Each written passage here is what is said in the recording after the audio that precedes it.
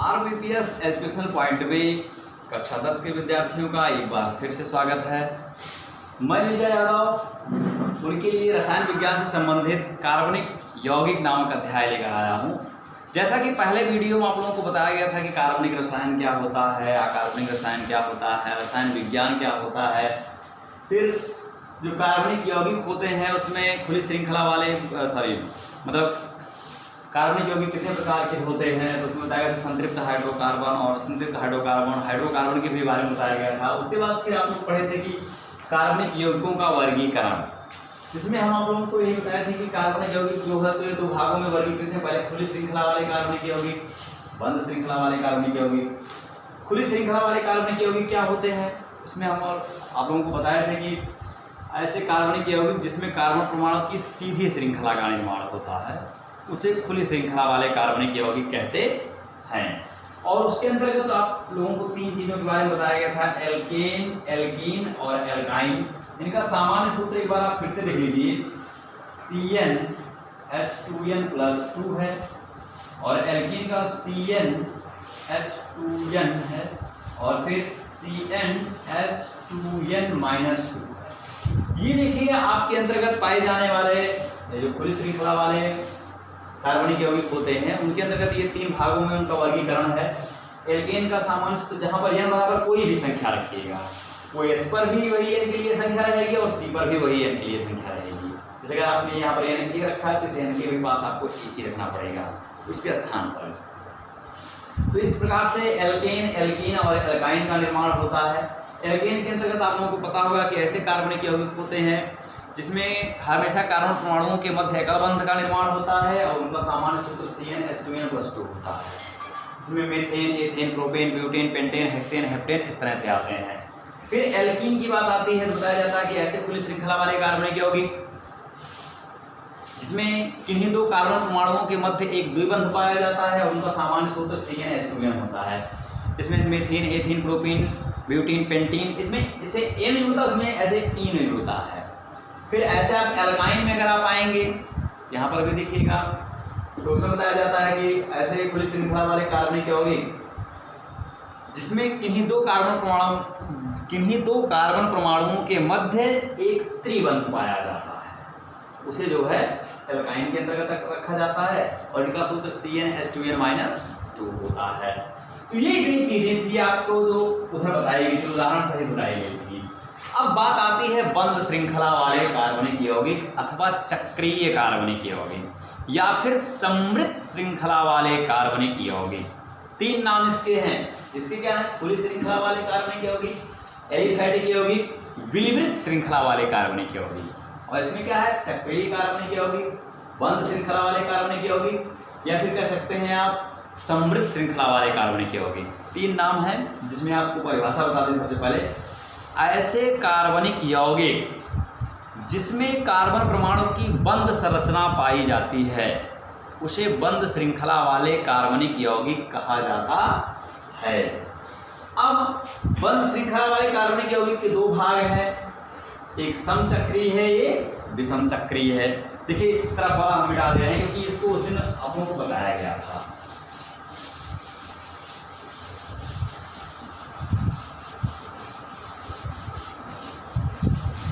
ठीक, तो आप यहां पे देखिए, आइए समचक्रीय कार्बनिक यौगिक क्या होते हैं। तो बताया जाता है कि ऐसे बंद श्रृंखला वाले कार्बनिक यौगिक जिसमें बंद श्रृंखला का निर्माण केवल और केवल कार्बन परमाणु द्वारा ही होता है उसे समचक्रीय कार्बनिक यौगिक कहते हैं। एक बार फिर से सुनिएगा परिभाषा। जो बंद संरचना बनेगी चाहे जैसे बने, वो षटकोणीय है, पंचकोणीय है, त्रिकोणीय है, ठीक है, अष्टकोणीय है, उससे मतलब नहीं है, लेकिन बंद श्रृंखला का निर्माण केवल कार्बन परमाणु द्वारा हो, ठीक है, तो वो क्या रहेगा, समचक्रीय कार्बनिक यौगिक रहेंगे। अब समचक्रीय कार्बनिक यौगिक जो होते हैं वो ऑलरेडी दो प्रकार के होते हैं, एक एरोमेटिक होता है, एक एलिसाइक्लिक होता है। एरोमेटिक कार्बनिक यौगिक क्या होते हैं, ठीक है, बात कर लें एरोमेटिक कार्बनिक यौगिक।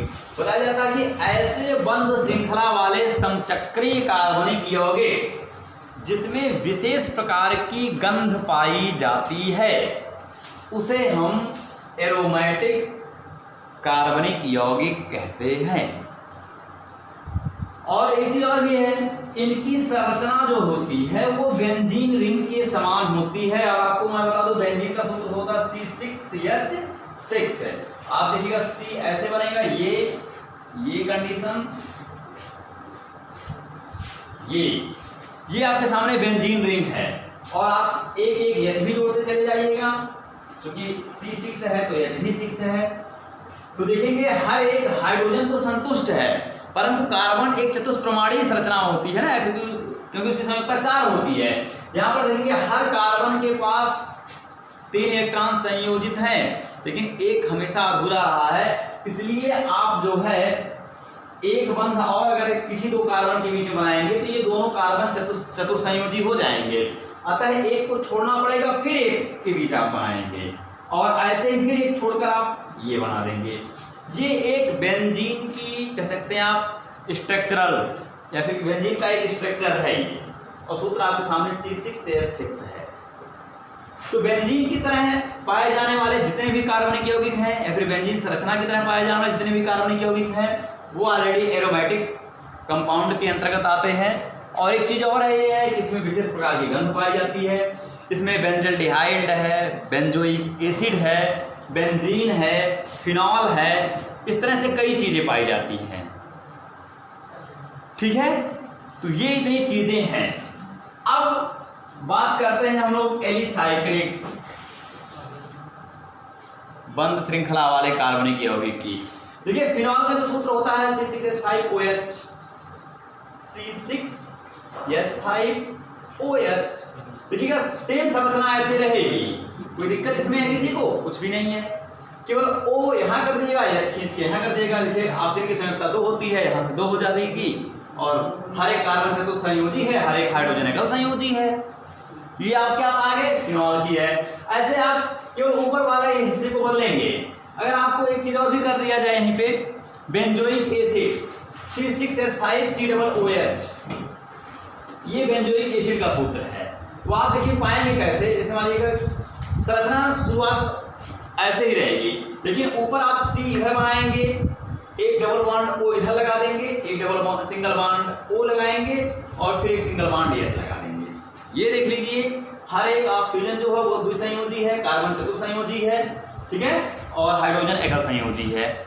यहाँ पर आप देखिए ये बेंजोइक एसिड का सूत्र है। ऐसे बेंजल्डिहाइड का भी होता है CH3CHO, वो और भी आसान है। ये देखिए CH3CHO, ये बेंजल्डिहाइड का सूत्र है, और संरचना सेम ऐसे ही वही रहेगी। ऊपर वाले में आपको परिवर्तन करना पड़ेगा। C double bond O single bond H। ये देखिए कार्बन चतुर्संयोजी, ऑक्सीजन डबल संयोजी, और हाइड्रोजन एकल संयोजी। तो इस प्रकार से ये आपको स्पष्ट होता है कि नहीं एरोमेटिक यौगिक क्या होते हैं। ऐसे बंद श्रृंखला वाले समचक्रीय कार्बनिक यौगिक जिनकी संरचना बेंजीन रिंग के समान होती है, उन्हें एरोमेटिक कार्बनिक यौगिक कहते हैं, और इसमें विशेष प्रकार की गंध भी पाई जाती है। अब बात करते हैं एलिसाइक्लिक कार्बनिक यौगिक की। तो इसमें आप देखिए क्या होता है, एलिसाइक्लिक कार्बनिक यौगिक क्या होते हैं। इसकी परिभाषा ये है कि ऐसे बंद श्रृंखला वाले समचक्रीय कार्बनिक यौगिक जिनके रासायनिक गुण एलिफैटिक यौगिकों के समान, अर्थात खुली श्रृंखला वाले जो भी कार्बनिक यौगिक हैं उनके समान मिलते हैं, उन्हें जो है एलिसाइक्लिक यौगिक कहते हैं। इसमें साइक्लोप्रोपेन, साइक्लोब्यूटेन, साइक्लोहेक्सेन, साइक्लोहेप्टेन इस तरह से आते हैं। आप उसको जरा देखिए, पाएंगे जो हम लोग आपको खुली श्रृंखला वाले कार्बनिक यौगिक के बारे में बताया है, जिनका सूत्र एल्कीन के अंतर्गत पाए जाने वाले यौगिकों को अगर आप ध्यान में रखेंगे तो मेथिन तो बनेगा नहीं, ethene, propane, butene, pentene, heptane, hexene की अगर आप बात करें तो देखिए सूत्र यही बनेगा C3H6, क्योंकि उसका सूत्र क्या होता है CnH2n, इसी के बेस पर बनेगा ना C3H6, C4H8, C5H10। ये आप देखिए 3 यौगिक आपके सामने हैं, प्रोपेन, ब्यूटेन, पेंटेन। ठीक है, अगर इसको खुली श्रृंखला वाले में रखेंगे, इसमें कार्बन परमाणु की सीधी श्रृंखला बनेगी। ये देखिए यहाँ पे आप पाएंगे कितने हैं, C3 है या 6 है, तो यहाँ पे ये हो गए और ये KH यहाँ कर दीजिएगा, तो इन दोनों के बीच एक डबल बॉन्ड बन जाएगा। तो यहाँ से ये सिद्ध हो जाता क्या है, प्रोपीन है। लेकिन उसका नाम साइक्लोप्रोपेन कैसे बनता है, जब हम बंद श्रृंखला का निर्माण करेंगे। तो ये देखिए उसकी कंडीशन ये हो जाएगी C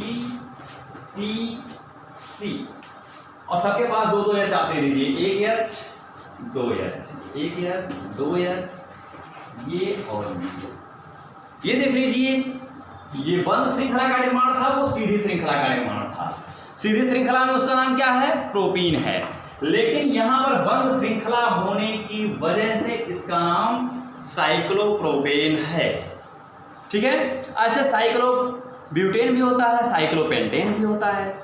उसके लिए आप देखिए कैसे क्या है, ये देखिए, चलिए साइक्लोपेंटेन की बात कर लेते हैं हम लोग। ये C5H10P, C, ये देखिए 5C हो गया ना। अब यहां पर आपको 10H यानी 2 H जोड़ दीजिए, बात खत्म। ये देखते चले जाइए, सॉरी 2 H रहेंगे प्रत्येक C के पास। ये देखिए साइक्लोपेंटेन की संरचना है। लेकिन अगर यही खुली श्रृंखला में होती तो यह पेंटीन केवल रहती, एल्कीन के अंतर्गत पाई जाती है। तो बताया जाता है कि ऐसे बंद श्रृंखला वाले समचक्रीय कार्बनिक यौगिक जिनके गुण एलिफैटिक यौगिकों के समान मिलते हैं, उन्हें कह सकते हैं आप एलिसाइक्लिक कार्बनिक यौगिक कहते हैं। अब एक चीज बचा है विषम चक्रीय कार्बनिक यौगिक, बात हम इसकी करने जा रहे हैं। तो बताया जाता है कि ऐसे बंद श्रृंखला वाले कार्बनिक यौगिक अथवा ऐसे समृद्ध श्रृंखला वाले कार्बनिक यौगिक जिसमें बंद श्रृंखला का निर्माण कार्बन के अतिरिक्त अन्य तत्वों के परमाणुओं के संयोजन से होता है, उसे विषम चक्रीय कार्बनिक यौगिक कहते हैं। एक बार फिर से सुनेगा, ऐसे समृद्ध श्रृंखला वाले कार्बनिक यौगिक जिसमें बंद श्रृंखला का निर्माण कार्बन के अतिरिक्त, जिसमें बंद श्रृंखला का निर्माण कार्बन के अतिरिक्त अन्य तत्वों के परमाणुओं के संयोजन से होता है, उसे विषम चक्रीय कार्बनिक यौगिक कहते हैं। आप देखिए एक का नाम pyridine है, वह भी C5H5N उसका सूत्र है। यहां देखिए C5H5N, देखिए वो कैसे बनेगा, 1C 2C, सॉरी इधर हो जाएगा, इधर देखिए 1C 2C 3C 4 5, और यहां पर जब ये बंद होने लगेगा तो यहां पर N लग जाएगा। ठीक, अब देखिए बंद श्रृंखला का तो निर्माण हुआ, लेकिन कार्बन के ही संयोजन से नहीं हुआ है, यहाँ पे नाइट्रोजन का भी संयोजन हुआ है, तब जाके बंद श्रृंखला बनी है। और आप देखेंगे एक H जोड़ दीजिए 5C के पास, ये देखिए। ठीक है, अब प्रत्येक हाइड्रोजन एकल संयोजी है, प्रत्येक यहाँ पर देखिए एक नाइट्रोजन है वो भी द्विसंयोजी, जबकि नाइट्रोजन की संयोजकता कितनी होती है, 3। ध्यान देखिए, इसे बाहर को उसमें 3 इलेक्ट्रॉन।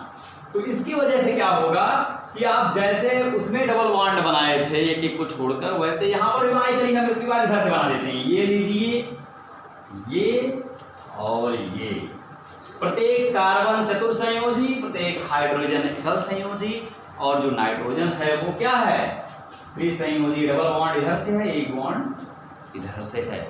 तो इस प्रकार से आपके कार्बनिक यौगिकों का वर्गीकरण समाप्त होता है। फिर मिलेंगे अगले नए वीडियो के साथ, तब तक के लिए जय हिंद।